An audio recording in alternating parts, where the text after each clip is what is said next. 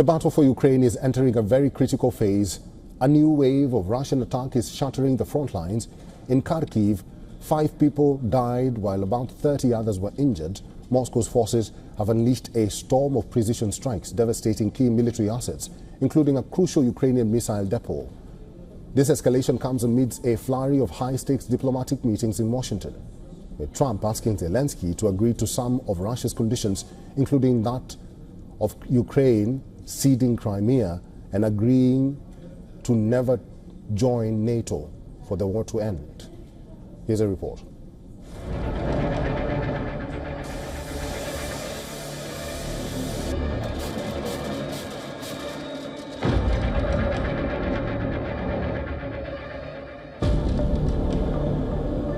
Grim scenes emerge across Kharkiv. Fire, shattered glass, and rescuers digging through rubble amid cries of despair. This was a Russian drone strike on a 5-story apartment block. They hit an ordinary apartment block, many flats, many families were living here, small children, children's playground, residential compound. There are no offices here or anything else. We lived here peacefully in our homes.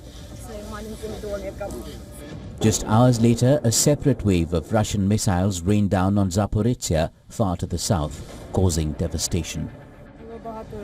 Many people ran around, all in panic. There were a lot of injured people, and there were a lot of blood and tears. Well, and the aftermath. At first, shrapnel flew around everywhere as there was a horrible explosion. We then ran out of the shop. Katya told me, "Olena, we have to flee." And after a few minutes, there was one more horrible explosion.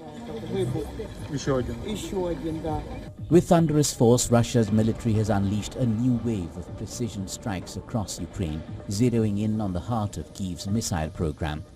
According to reports, the Sapsan ballistic missile storage hub, a system that Ukraine built with German funding, was destroyed. The attack, that is part of a wider series of military operations, marks a significant setback for Kyiv's fighting capabilities. Moscow also claims that it carried out massive strikes on temporary deployment sites of Ukrainian armed forces and foreign mercenaries. Ukrainian forces have continued their long-range drone attacks on various Russian targets. Ukraine claims attacks on a train station serving as a critical logistics hub for Russian military ammunition transport in Voronezh region. Russian air defense forces shot down 300 Ukrainian drones. The fighting remains fierce, with reports of Russian forces making gains in Donetsk, tightening their grip on the region as the conflict rages on. Bureau Report, WION World is One.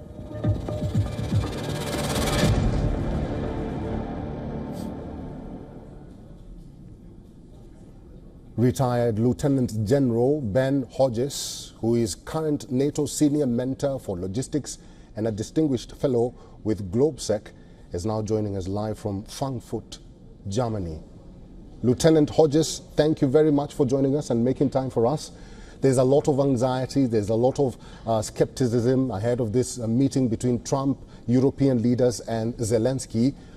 Do you have any hopes of a positive outcome from this meeting? Well, I think if it was any other American president, I would be more optimistic.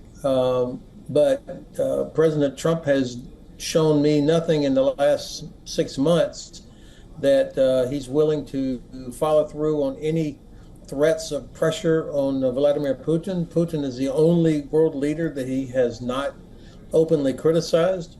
And then his statement yesterday saying it's all on Zelensky, President Zelensky, to end the war, which is, of course, ridiculous. I mean, Russia is who attacked Ukraine, and the pressure should be on President Putin.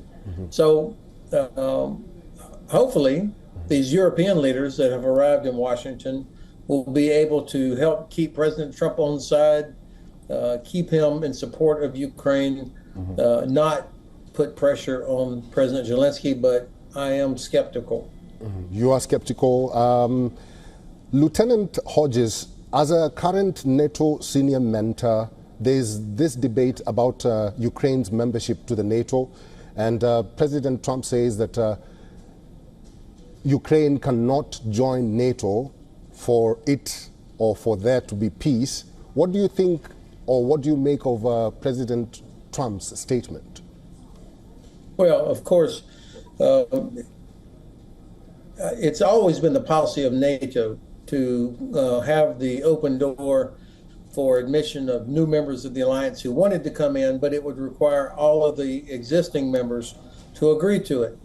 I don't know why the American president, and by the way, President Biden also stopped it, as well as others in his administration. NATO would get better immediately with Ukraine joining the alliance. They have such a capable military force, so experienced.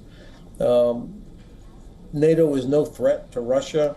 You don't have to be next door to Russia with missiles to threaten Russia. You can do that from anywhere around the world. So I think it's a bad precedent to allow Russia to dictate who can and cannot join the alliance. I think we should ignore that and do what's best for all the members of the alliance.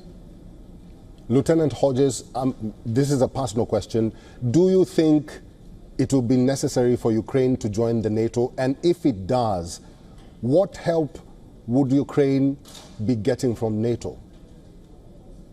Well, of course, NATO is a collective defense alliance. The strength of NATO has been the commitment of every nation to help defend each other. And that's why Russia has never attacked openly a NATO country before. It is a powerful deterrent. I think that it's going to be a while before all 32 nations agree to accept Ukraine. So in the meanwhile, we should be committed to helping them defeat Russia. Make Russia live inside its own borders. That's all that we're asking. Make Russia live inside its own borders the way we all do.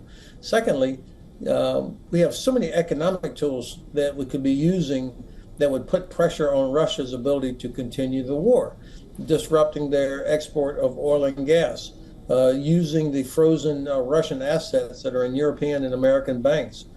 These are the kind of things we could do that would not require one single American or British or German soldier to do anything.